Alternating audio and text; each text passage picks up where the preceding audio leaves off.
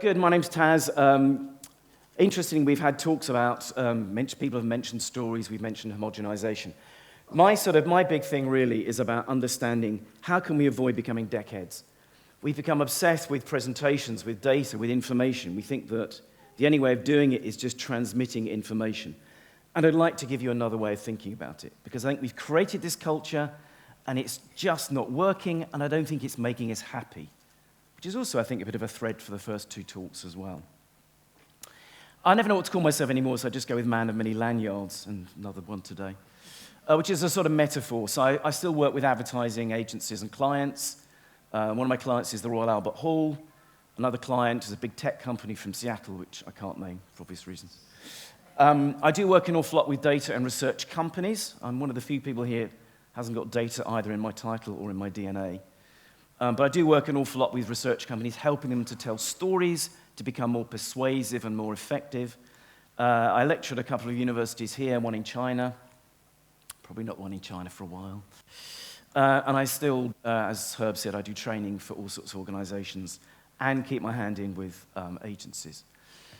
How did I get to storytelling? Well, I worked in advertising. I was seeing loads of presentations from clients, from marketing people, salespeople, research companies. I was creating a lot myself. And I kept thinking how terrible they were.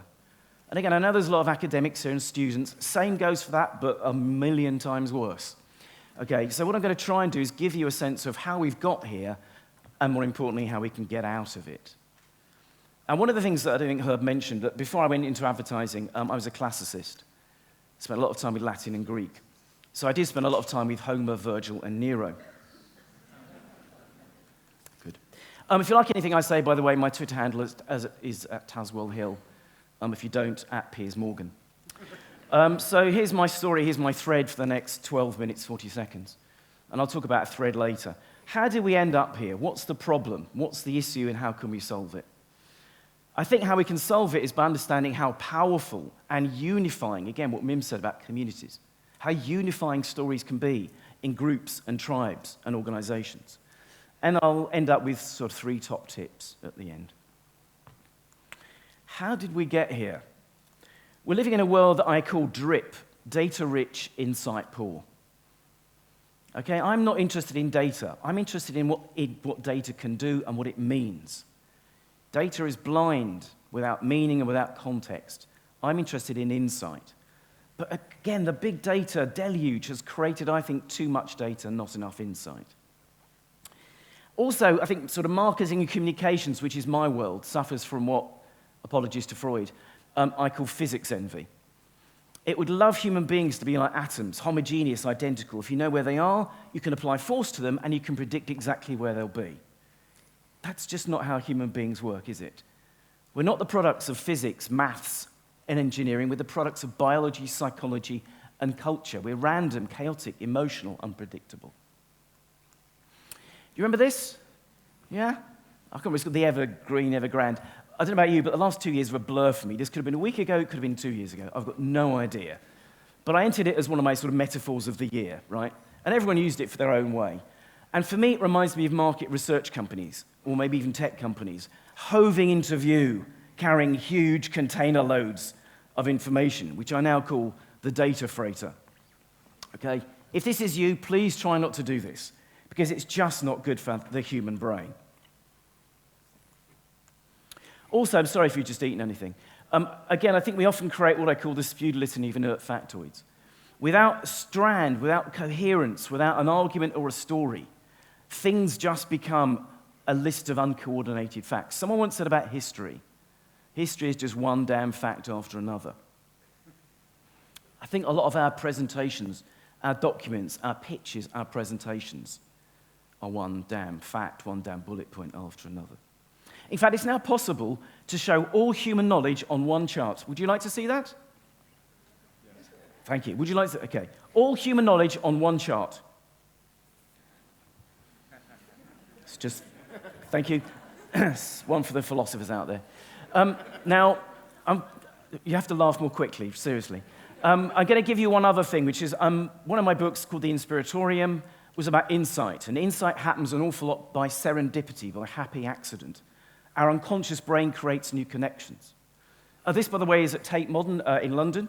You can see my book in the middle next to Noam Chomsky. On the left of Noam Chomsky, any of you who know him, oh, you're ahead of me. Any of you who know him, it's very hard to be on the left of Noam Chomsky. So this is the expression that I created by accident. Any of you who are on your laptops, you'll see that the letters N and M are next to each other. And I was writing a speech for a client, and I was just talking about attention span, and I accidentally typed it with an M. I've now slightly fallen in love with it as an idea, because your main task in any form of communication is to get through the attention span of your audience's brain. Yeah? We like to think that everything we say goes from our attention inbox into your attention inbox. But we know from neuroscience that's just not how the brain works. Most of what we hear and say, I now categorize as going into attention span. That is your biggest task. How do we get through that? And obviously, I'm going to suggest that storytelling is one of the ways. Why? Because it's just something that we do that is natural. But we spend way too much time, and apologies, anyone here have a word content in their job title? Anyone? Okay. Sorry about this. Content for me is just stuff, right? You can have good stuff, you can have bad stuff. Calling it content doesn't make it any better. But form is really important because form frames that content. And story is a form of shape, of structure, of giving a thread to your content. So story will do that. Story will do that because we do it naturally. There is no faith, religion, group, community, tribe, gender on earth that doesn't have storytelling. The same, however, cannot be said of PowerPoint or Excel. Because stories are patterns with meaning. Our brains evolved to look for patterns. It was essential for our survival to see whether those random stripes are just random stripes or the pattern of a predator. So our brain will distinguish and find patterns with meaning, which is what stories are. And I'm just going to give you a couple of examples of how your brain will do that. I'm going to show you a very old clip. This is called the hide-a-symbol illusion. And people are asked, what's going on in this video? It's 1944, that's why it looks so old and grainy. And people are asked, what's happening? Tell us what's happening. And people will say, well, actually, there's a small triangle, and there's a big triangle, and there's a battle between the two triangles, and maybe they're trying to protect the small circle. We impose meaning, we impose structure, we impose storytelling on everything that we see. We just do it naturally. Now, I also want to give you one other example. It's called pareidolia. Any Greek scholars in the room? Surprisingly not. It means an almost image. Your brain will see an image, and it will over-interpret what's in that image. So again, a question for the audience. What can you tell me? What is this a picture of?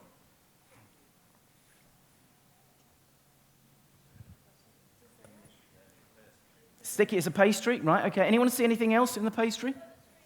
Oh, who said Mother Teresa? See me afterwards. You get a book signed. Thank you. It's Mother Teresa, or as we call it in the pareidolia industry, the nun bun.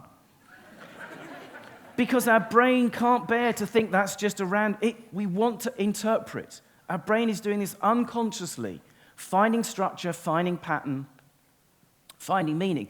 And we know that we will see faces everywhere. So happy birds, angry boxes. But you're doing this without me telling you. There is a bit of Darren Brown going on here. But you're doing this without me telling you because your brain wants to look at structure. It needs form. I said it before, I'll say it again. I get really annoyed that we spend so much time thinking about content, what we say, and nowhere near enough time thinking about form, how we say it. So, I've got 5 minutes to give you 3 tips at the end. One of my favorite things, and I think the book is going to be out there, I call it the golden thread. Every story needs a golden thread, something that is tight, can be quite or not invisible, but it's tight and coherent, and that holds things together. A hypothesis, an argument, a point of view, a story. The reason I call it, again, it's my classical background. I mentioned this to a couple of you before. Theseus and the Minotaur. King Minos of Greece had defeated the Athenians. He said, you'll send me 7 young men and 7 young women on a ship. They will be taken into the center of the labyrinth, a fiendish maze devised by Daedalus, father of Icarus, who flew too near the sun. And in the center of the labyrinth lies my son, the Minotaur, half man, half bull, and he will tear them limb from limb. And this went on until there arose a hero, as I have to say, called Theseus in Athens. He traveled to Minos, and he said, I will slay, that's what they did in those days, I will slay the Minotaur. He announces his intention. He goes to King Minos. He meets King Minos' daughter, Ariadne. And as these things do, Ariadne falls in love with Theseus, and Theseus with Ariadne. And she gives him a ball of thread, according to various sources, a golden ball of thread. And she says, take this ball of thread, which will be here, played by my clicker. And she says, unravel it all the way until you get into the center of the labyrinth. So that when you've got there and you've slain the Minotaur, you'll be able to trace your way back out. I know that image, that idea has been used a lot in therapy, but I also think it's a beautiful analogy for structure and story. You need a thread, not only to guide you through what you're saying, but perhaps even more importantly, to guide your audience, because otherwise the facts become disconnected and the brain literally loses its thread. If there's time afterwards, you can ask me questions about the word thread and weaving, which are common about storytelling in languages. Philip Pullman talks about creating a path through the woods, which is another way of saying it. That's what the author, the writer, any presenter is trying to do, create a path through the woods for their audience. I'm sort of contractually obliged to tell you the Picasso story. Picasso is being interviewed in his studio in Paris by a journalist. And all over the walls are magnificent paintings. Demoiselle d'Avignon, Guernica. But at the back, there's a sculpture of a lion. And the journalist is completely entranced by this sculpture of a lion. She can't take her eyes off it. So she says, Pablo, saying on first name terms, Pablo, how do you carve that? How do you do that? And Picasso said, it's really easy. I take a big block of marble and I take away everything that doesn't look like a lion. That is your golden thread. You find your lion and you take away everything else doesn't look like a lion. Again, Chris is a journalist. A lot of this is basic sort of journalism 101. So the first thing is golden thread. Second, how do you start? Again, journalists know this. It's essential that you grab people early. Whatever you're doing, your homepage on your website, the first thing you say in a talk, the beginning of your pitch, grab them early. We tend to often start with stuff that's very boring and obvious. And the first are two references to people who just died. Anyone know this famous French film director? Any film fans in? Jean-Luc Godard, thank you, who just sadly passed away. He was asked about films, and he said a film should have a start, a middle, and an end, but not necessarily in that order. I clearly love that a lot more than you do. I never start with beginnings. Beginnings are dull. Beginnings start at the end, start with something meaningful, whatever it might be. Your story, your word, an insight, a bit of data even. Explain how you got there, and then at the end you start going through the minutiae and the details and the data. And my third tip, and my last reference to somebody who just died recently, relatively recently, John le Carré, born David Cornwell. One of the best things I think anyone's ever said about the nature of storytelling. He was interviewed, I think, in the New York Times. And they asked him, how do you create a story? What's the basis for beginning a story? And he said this: the cat sat on the mat is not the beginning of a story, but the cat sat on the dog's mat is. Yeah, it's good, isn't it? It's so elegant and it's so simple. Because your brain hears the cat sat on the mat and it goes, meh, as my daughter would say. Because that's what cats do. They are notorious mat sitters. But when you hear the cat sat on the dog's mat, you know there will be blood. Another film reference. There will be conflict. And the brain wants conflict. The brain runs on drama and conflict. It has already been mentioned. We can talk about the guy on the left all day, who actually is, a great understander of conflict. And more recently, somebody who's created conflict, whether he knows it or not. No, let's not go there. So I have to end up with a moral. Obviously, all stories have morals. So we've talked a lot, again, what Mim said about communities. What is it that binds communities together? Well, one of the things that binds communities together is shared stories. Tribal stories about our origins, our past, what links us as human beings in these tribes. So my sort of final, this makes a great T-shirt slogan, Herb, if there's anything coming up, that numbers, but stories stir us. And I know who I'm talking to. I'm not saying that numbers and data aren't important. That would be nonsense. I'm just talking about shifting emphasis. I'd like us to worry a bit less about the need to prove, with facts, with information, being very didactic and messaging. But I would like us to worry a lot more about move, how we move people, how we affect them emotionally in order to get the sorts of decisions that we would like. So I think I've pretty much come to the end. Hopefully there will be some questions. I think there's some signing. Thank you very much for your time.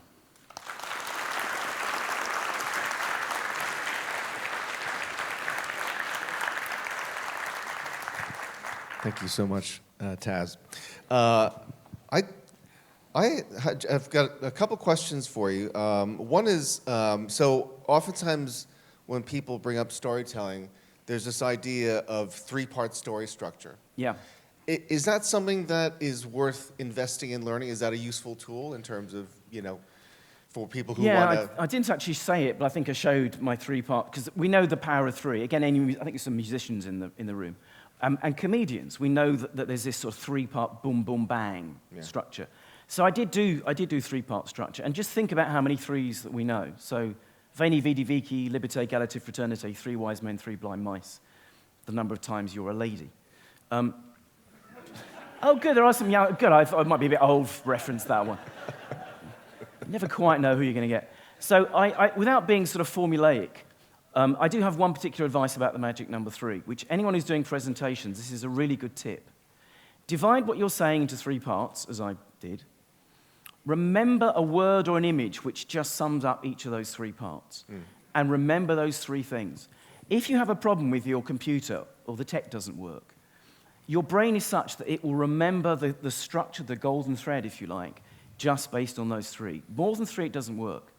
So I found that a really useful tip, and I'm doing it all the time, just in case something happens. So three, beginning, middle, and end, thesis, antithesis. There are many, many examples of just how number three works. Okay, thank you. Secondly, my last question is, one of the things that I think when I think about storytelling is I think about the difference between a leader and a manager, right? And that they're both equally important in trying to achieve something important and great, right? But that in our society, modern society, perhaps, that we are cursed with too much management and not enough leadership, which has made it easy, if you will, for, let's say, darker forces to leap into the leadership, because humans are so desperate for any story, they'll even take one they don't believe in. So I just said darker forces. Where are we? There we go. Darker forces. Yes. I didn't mean skin tone, I should add. Okay.